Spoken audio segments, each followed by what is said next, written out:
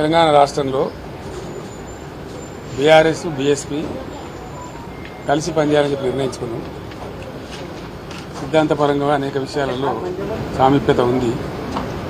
మేము అమలు చేసినటువంటి దళిత బంధు కానీ, దళిత సంక్షేమానికి ఇచ్చినటువంటిది కానీ, రెసిడెన్షియల్ పాఠశాలలు కానీ, ఇంకా చాలా విషయాలలో బలహీనల గురించి, వీకర్ సెక్షన్ గురించి పనిచేసిన చరిత్ర ఉంది. కాబట్టి దాన్ని అనుసరించుకొని ఒక ప్రతిపాదన వస్తే ఇద్దరం కలిసి చర్చించడం నేను ప్రవీణ్ గారు వారి హైకమాండ్ కూడా మాట్లాడింది. అక్కడి నుంచి వారి అనుమతి తీసుకొని మేము చర్చలు చేసిన తర్వాత కలిసి పని చేయాలని చెప్పి స్థూలంగా ఒక నిర్ణయానికి వచ్చాం. పని చేస్తాం కూడా. మిగతా విషయాలు మీకు కావాల్సిన లెక్కలన్నీ రేపు నుండి చెప్తాం. అంటే సీట్ల మీద రేపు అనుకుంటాం కానీ ఈరోజు స్థూలంగా ఇది అయిపోయింది. బేసికల్గా ఇన్ ప్రిన్సిపల్ ఇది అయింది. తప్పకుండా కొన్ని సీట్లు వాళ్ళు పోటీ చేయాల్సిందే, కొన్ని సీట్లు మేము పోటీ చేయాల్సింది. ఒకసారి అలయన్స్ అనుకున్న తర్వాత గౌరవప్రదంగానే ఉంటుంది కదా. సో వీళ్ళు తెలియదు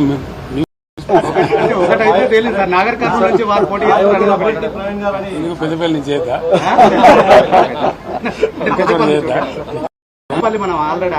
వరంగల్ స్టేట్ ప్రెసిడెంట్ వరంగల్ నుంచి చేద్దా ఇక్కడేం చేసి దానికే ఉంటుంది. జనరల్ సీట్లు కూడా చేయొచ్చు. జనరల్ సీట్లు కూడా చేయొచ్చు. నేను ఇంకా తనతో మాట్లాడలేదు. ప్రవీణ్ గారు మాట్లాడి ఓకే చేసుకొని మళ్ళీ నాతో మాట్లాడారు. నేను రేపట్ల మాట్లాడతాను. పాత పరిచయం ఇతర పార్టీలు ఏమన్నా కలిసి వచ్చే అవకాశం ఉందా? చూద్దాం ఏం జరుగుతుందో. నేను సస్పెన్స్ ఉంది కదా మనం ఇప్పుడు. Thank you sir. Modi tour పై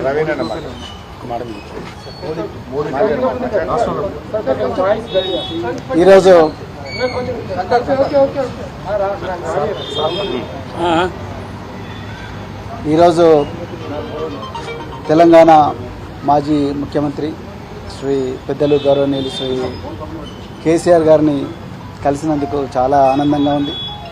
మరి ఈ తెలంగాణనే కాదు యావత్ భారతదేశం కూడా ఈరోజు లౌకికత్వం అంటే సెక్యులరిజం, లౌకికత్వం ప్రమాదంలో ఉన్నది. మరి భారతీయ జనతా పార్టీ చాలా పెద్ద ఎత్తున కుట్రలు చేస్తూ ఉన్నది దేశాన్ని చిన్నాభిన్నం చేయడం కోసం. మరి పూర్తిగా రాజ్యాంగాన్ని రద్దు చేయాలనే కుట్ర చేస్తూ ఉన్నారు.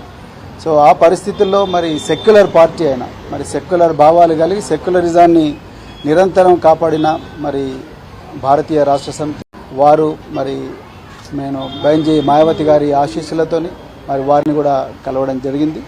సో ఈ తెలంగాణలో ఈ రాజ్యాంగానికి ప్రమాదం ఏదైతుందో, లౌకికత్వానికి ఏదైతే ప్రమాదం ఉందో, ఈ బీజేపీ నుంచి తర్వాత మరి ఈ మధ్యనే కాంగ్రెస్ కూడా మరి బీజేపీ లాగానే మారుతూ ఉన్నది. ఈ రెండు పార్టీల నుంచి ముప్పు నుండి మరి తెలంగాణను కాపాడడం కోసం మరి మేము అంటే బహుజన్ సమాజ్ పార్టీ మరి భారతీయ రాష్ట్ర సమితితో కలిపి మరి పార్లమెంట్ ఎలక్షన్లలో కలిసి పనిచేయాలని ఇప్పుడే మరి పెద్దలు గౌరవనీయులు కేసీఆర్ గారి దగ్గర మరి మాట్లాడడం జరిగింది. మరి తప్పకుండా మరి ఇంతకుముందు మీరు అన్నట్టుగా సీట్ల సర్దుబాటు విషయం ఏదైతే ఉందో, ఈ షీట్ షేరింగ్ విషయం అయితే మళ్ళీ మేము మా అధిష్టానానికి నివేదిస్తాం. అదేవిధంగా మరి మన మాజీ ముఖ్యమంత్రి గారు తప్పకుండా బైంజీ గారితో కూడా మాట్లాడతారు. సో దాని తర్వాత మరి ఇరు వర్గాలు, ఇరు పార్టీలు ఒక నిర్ణయానికి వచ్చి తర్వాత తప్పకుండా తెలంగాణలో ఈ స్నేహం అనేది తప్పకుండా తెలంగాణ ప్రజల జీవితాలను మారుస్తుంది. తెలంగాణ ప్రజల విలువలను ఏదైతే గంగా జమున తహజీబ్ అని అంటున్నామో ఆ విలువలను, ఆ సంస్కృతిని తప్పకుండా కాపాడుతుంది. బహుజన వర్గాలందరి జీవితాలు బాగుపడతాయి. ఇలా నిరుద్యోగులు సంతోషంగా లేరు. సో పట్టుమని 4 నెలలు కాలేదు, ఇప్పటికీ మళ్ళీ నిరుద్యోగులు రోడ్ల మీదకి వచ్చే పరిస్థితి.